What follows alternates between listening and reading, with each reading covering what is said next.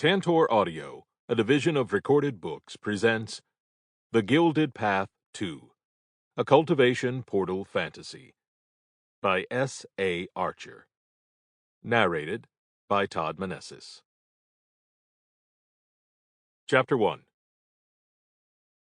Voltoire! Voltoire! Voltoire! Beaujeu's voice boomed throughout what was left of the marketplace in search of me. The not-so-gentle giant was so worried for my safety that it was actually kind of touching, not to mention entertaining. After all, I was standing no more than 5 feet behind him. "Little brother, where are you?" "Beaujeu!" I shouted so he could hear me over his own voice. The large man spun around to face me. Beaujeu was practically a walking steroid advertisement. Tall and wide, with tattooed dragon scales along his arms and back. It wasn't uncommon for the man to walk around in just his formal robes, sans shirt, but since we were in the marketplace, he was actually wearing a loose cotton tunic over his wide-legged trousers. A bit dressed down for his station, but he didn't want to ruin his robes in a fight. From his head sprouted a massive mane of hair, the top of which was pulled into a topknot, now loose and falling over from combat. When his dark eyes finally landed on me, he looked so relieved that for a second I thought he was going to pull me into a hug. Oh, how wrong I could be. "Where the hell were you?" he cried, punching me hard in the shoulder. It didn't hurt as bad as it used to when he hit me before I had cultivated any internal power to protect myself. "We were worried something happened to you. Did you even see that Muah bastard go up in smoke? You left your wife alone with a maniac. You're lucky I was there and that I managed to defeat him, or you would be in big trouble." I couldn't help but let out a small chuckle. Of course I was going to tell him the truth, but asking him to describe his perspective of a battle that I had fought the brunt of was too tempting.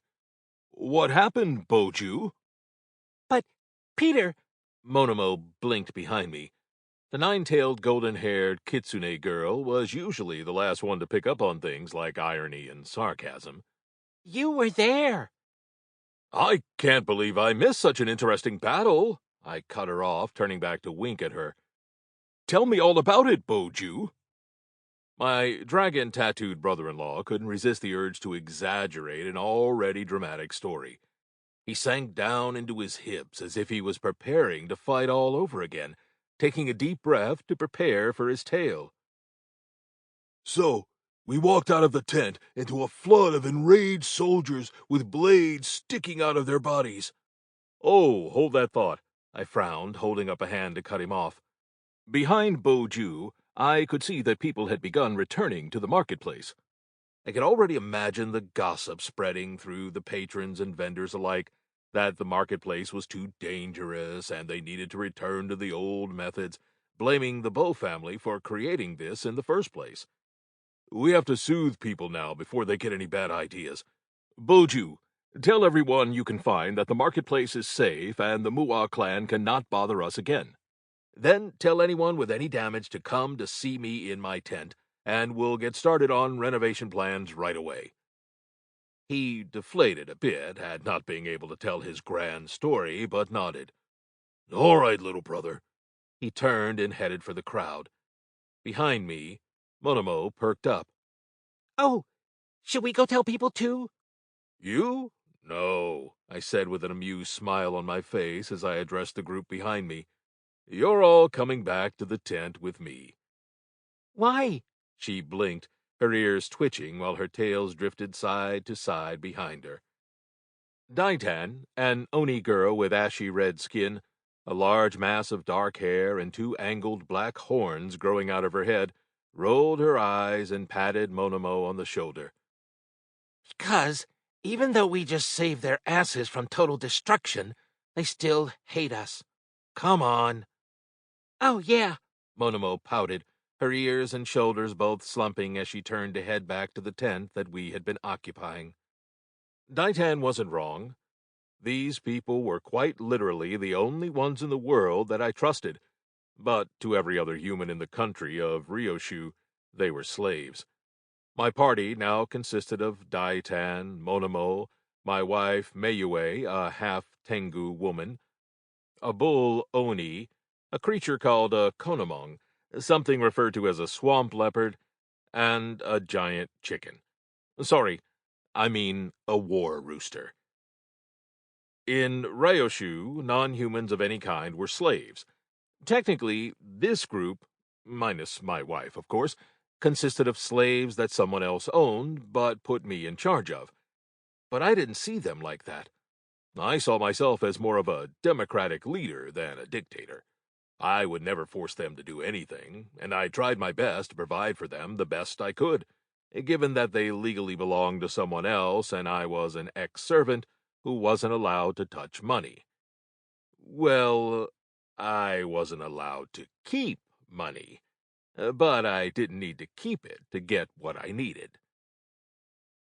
Looks like the tent was spared, Daitan noted as we got to the mid-sized tent at the back of the marketplace where my desk was set up. It would have been spacious were I the only one working there, but it was the safest place for my companions to keep from getting recaptured and resold as slaves, so we all piled in with just enough room to breathe. Thank goodness! I sighed with relief when I saw the 10 bags full of gold that I'd been in the middle of counting for the Bo family when the Muwa clan attacked. If any of this went missing, Bo Dojing would quite literally kill me. Everyone settled in, and I returned to my work of counting and verifying the money. The marketplace was settled at the neck of the Guodan Peninsula. The Bo family owned the land, so I saw it as a place of opportunity. They provided a market where families could directly sell their goods and eliminate the middlemen who were scamming all the families anyway. For providing such a great service, the Bo family got a small cut of all the money the merchants made. If the 10 bags of gold didn't make it obvious, the market was going very, very well. The Muwa family had been feuding with the Bo family for generations. It was a nasty and aggressive stalemate that they had been locked in with no victor in sight. That was until I came along. Peter, Mayue asked when I finished counting one bag, placing her hand on my shoulder. Her hands had long black talons, just like her feet. That was the most inhuman feature she had, really, besides her giant black feathery wings, of course. But her skin was glassy and flawless, with the most perfect ruby lips and stark yellow eyes. how did you manage to cripple the Muwa family so severely? That? I looked up at her and shrugged, a bit of a cocky, self-satisfied smirk on my face. It took a lot of reading into a lot of documents that I wasn't supposed to have access to. They isolate themselves from anyone anyway. So when I wrote to the rest of the families in the Guodan Peninsula, they were all happy to find a way to unseat them. From there, it was easy. If they hadn't attacked the marketplace today, their supplies of product would have slowly gotten smaller and smaller. I've got every family to agree not to purchase any of their goods. They were going to be iced out one way or another. How did you figure out that thing about the drugs? Monomo asked, leaning her head against my desk, her ears perking up for the question. And about their soldiers? That required some favors, I mused, and some very delicately acquired gossip. They were buying so much of that drug. Final fight? There have been large-scale kidnappings all over the peninsula, but most of them were near the Muwa stronghold in the mountains. I pieced it together from there. With a few alterations to the drug made by the family that supplied them, it lost all effectiveness. I knew they would try to attack the marketplace with a bunch of their kidnapped, drug-controlled soldiers, and when they did, the soldiers would be worthless. The only thing I didn't take into account was that bullshit with Muwa Sidi. Muwa Sidi had been one of the 5 remaining Muwa elders. Emphasis on the word was. When he realized that his soldiers were worthless, he took a shit ton of weird potions and became a nearly invincible death machine. There were a handful of stalls that were disturbed by the soldiers, not many, but there were between 10 and 15 stalls that had serious damage from the ensuing fight.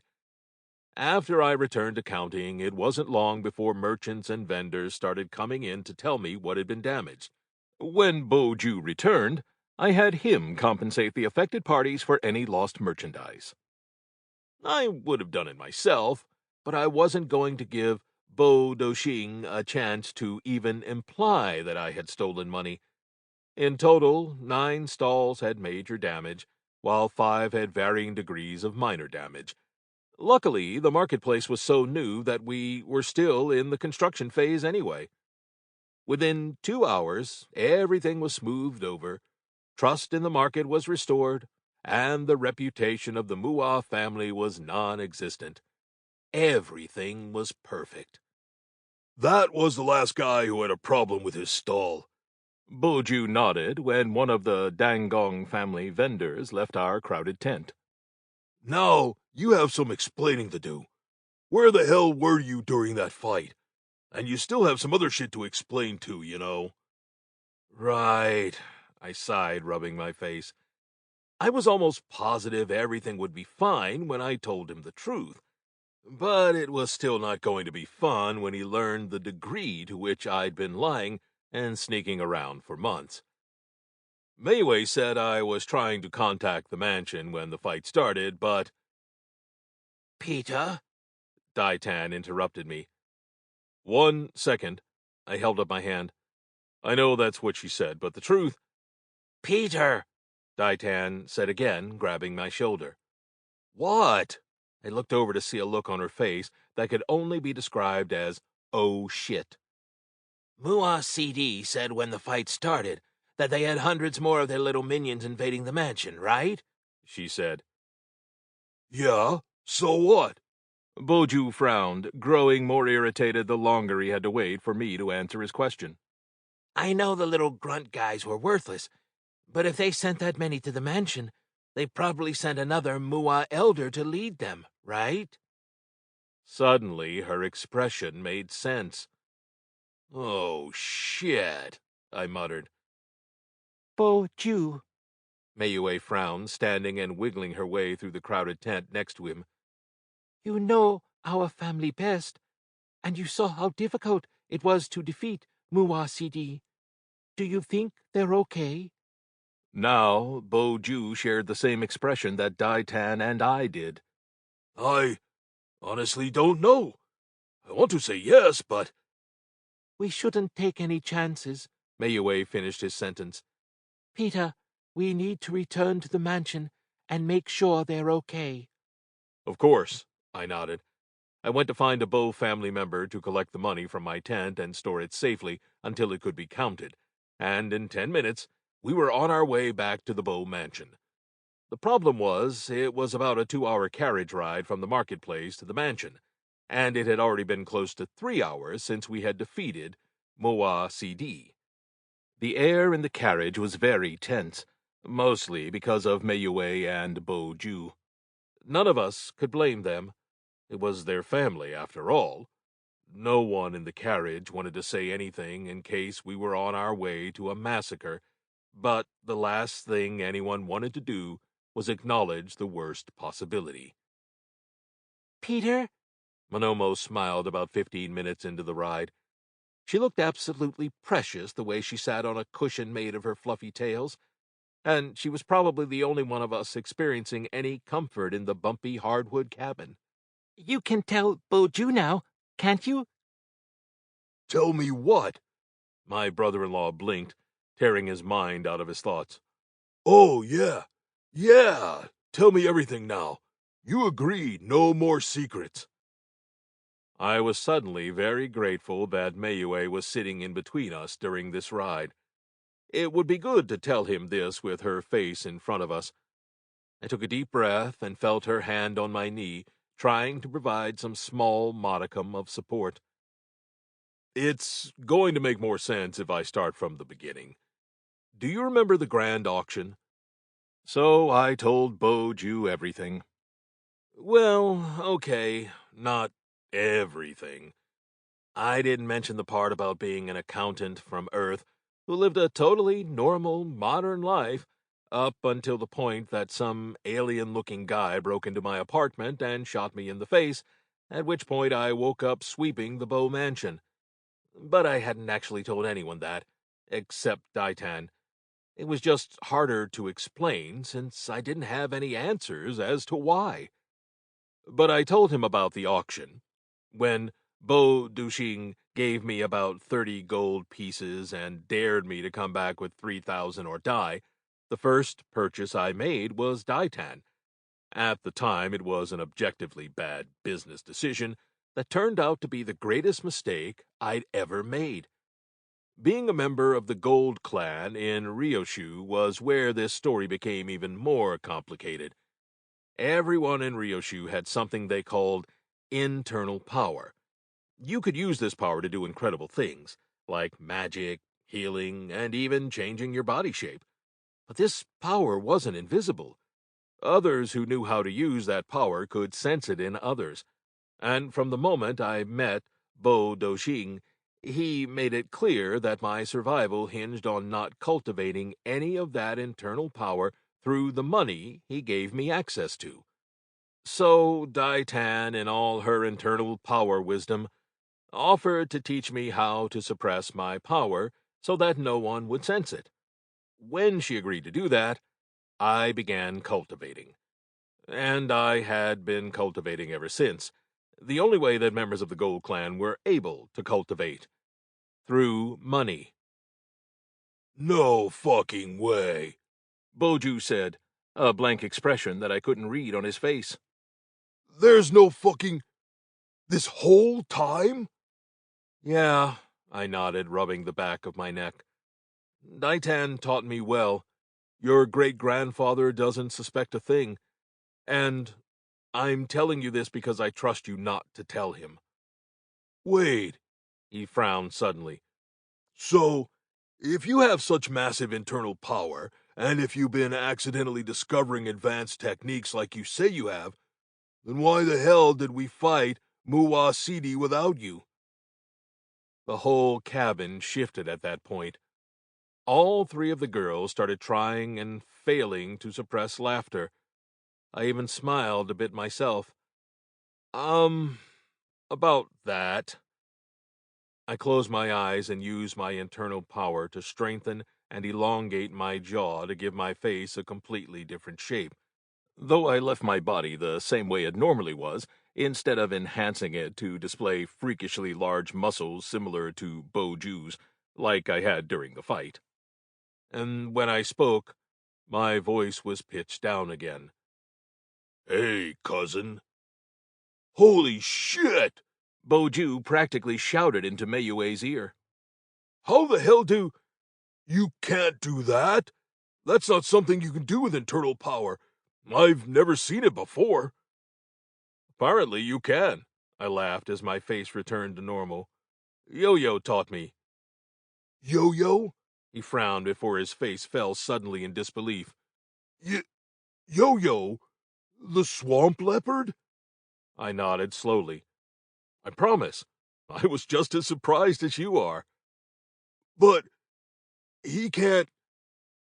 Yeah, remember what Monomo can do? I asked. Monomo perked up at being mentioned and waved. I can sense people's intentions and moods. So... Boju looked practically dizzy at this wealth of information. So she taught me that too, I explained. And because of that, I can understand Yo-Yo and Ping. Ping? He stared at me as if I had begun speaking yokai. Ping, the war rooster. You can understand him.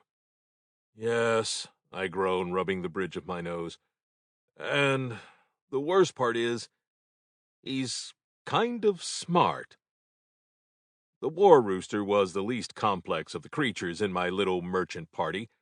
He was quite literally just a large rooster, and he made the exact same sounds as a normal rooster. But, as much as I hated to admit it, he was actually useful. What else can you do? Boju pressed. I tried to read his expression to get a feel for how much he was on my side, but he just looked confused, so it was hard to tell. I mean, besides the normal internal power stuff? Suppressing my power, enhanced senses? Stop! He held up a hand, shaking his head. You're fucking lying. No, he's not. Mayue said with a sweet smile, patting her brother's arm. I taught him. It took him weeks to learn. Weeks? Weeks? It takes people years to learn to enhance their senses. You started cultivating like 6 months ago.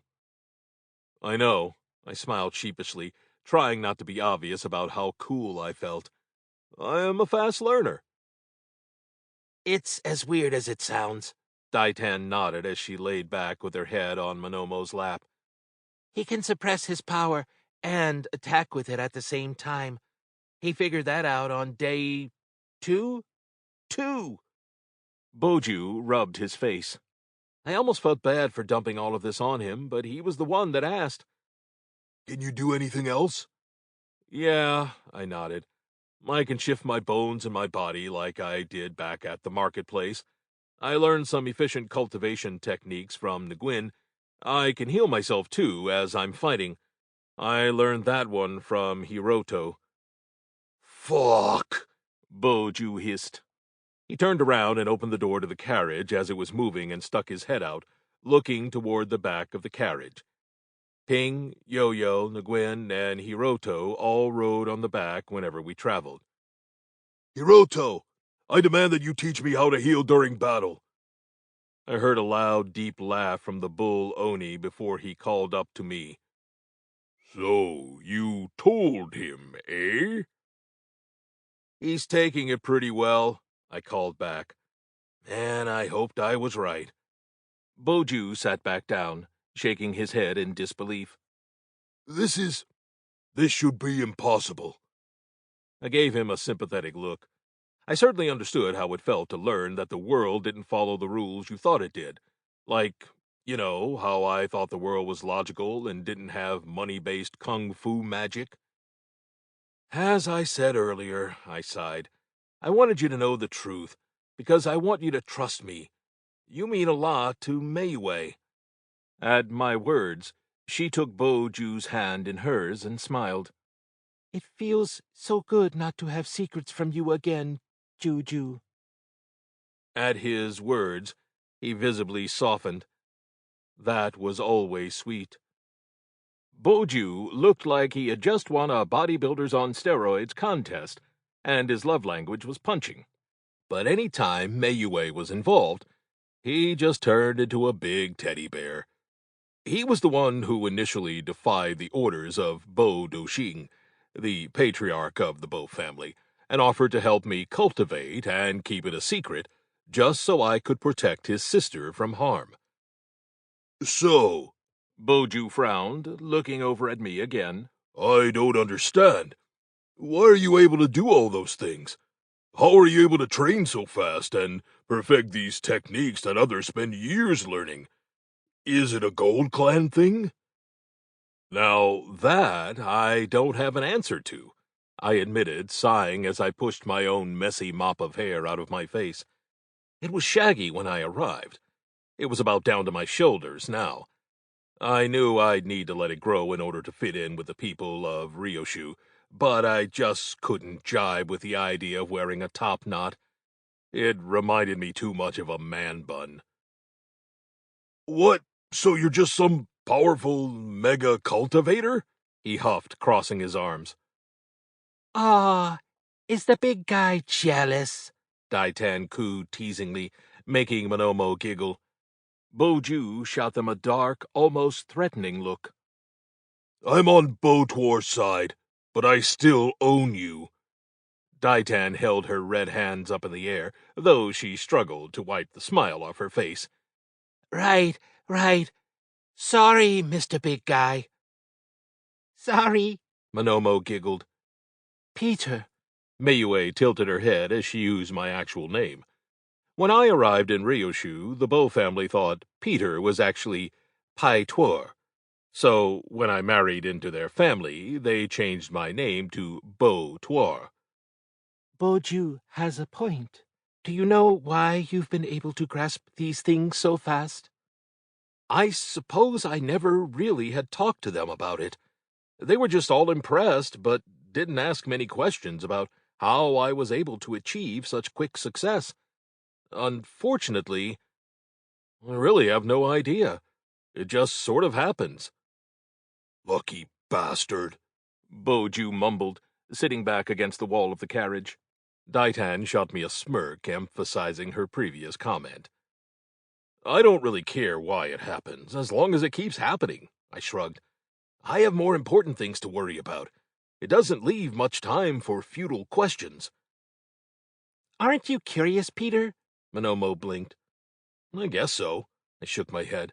But being curious doesn't answer questions. And when it came to questions, I had a lot of them, which was why I didn't bother wondering why I was so good at advanced techniques. I was far more concerned with figuring out why I was in Ryoshu, how to keep advancing in a society designed to keep me down, what that strange dream meant, and how to solve a millennia-old case of wrongful conviction. Are we close to the Bow Mansion? Mayue asked after we'd been riding for a few hours. She'd been getting progressively more anxious along the ride. We should be, I nodded, standing up to crack open the door to the carriage and poke my head out. And when I did, every muscle in my body clenched. Suddenly I felt so heavy I thought I might fall out as the carriage neared the mansion. Mayue could see my face change. Fear registered in her face as she stood and pulled me out of the way so she could look out the door herself. I made sure to grab hold of her to keep her from falling over or fainting, and, as I expected, she gasped sharply and her whole body began trembling, leaning against me for support. What? Monomo asked, suddenly concerned. Boju jumped up to look out the other door to see for himself before I could answer. No, he practically whispered, gripping the handle of the door so hard I thought it might come off in his hand. What? Daitan demanded. What is it? The mansion, I said dryly. It's... Chapter 2. The Bow Mansion was a formidable structure. Everyone called it a mansion, but it was far more than that. It was a massive piece of land that had about a dozen buildings of varying sizes, all of them grand and ornamental, pristinely manicured gardens, a huge courtyard large enough for the entire Bow family to train at once, and it was all surrounded by thick stone walls. The buildings were decorated with life-size, or what I assumed to be life-size, carvings of dragons and ornate wooden carvings of a bear, the symbol for the Bow family crest. On any regular day, one look at the mansion would fill you with awe, perhaps even a bit of envy. But today there was nothing to envy. Entire chunks of the thick stone wall were completely gone. There were scars in the earth that showed whatever enemy had attacked had been insanely strong. Some of the smaller buildings were now nothing more than piles of smoking rubble. Others partially survived, mere skeletons of the structures remaining. The only building that looked unscathed from the outside was the main one at the back of the mansion, a 3-story structure that contained the family meeting hall, along with Bo Dojing's personal quarters. Before the carriage even reached the mansion, Boju and Mayue had collected themselves and rushed to the gates on foot. Of course, I got out to follow them, so Daitan, Monomo, Hiroto, Naguin, Yo-Yo, and Ping got out to follow me. Inside the gates, it looked like a war zone. I should have suspected it looked worse from inside. Not to mention there was a sickening, acrid smell in the air.